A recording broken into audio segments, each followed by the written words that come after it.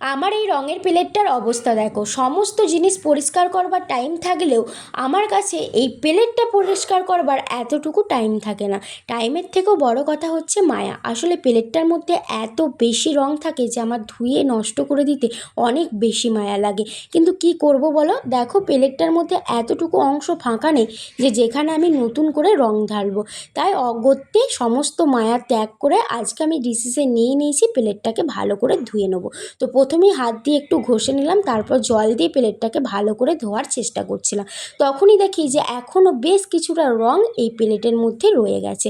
তাই এটাকে আবার একটু হাতে করে ভালো করে ঘষে তুলবার চেষ্টা করছি। নখ দিয়ে অনেকটা চেষ্টা করলাম কিন্তু উঠলো না, পুরো শক্ত হয়ে গেছে।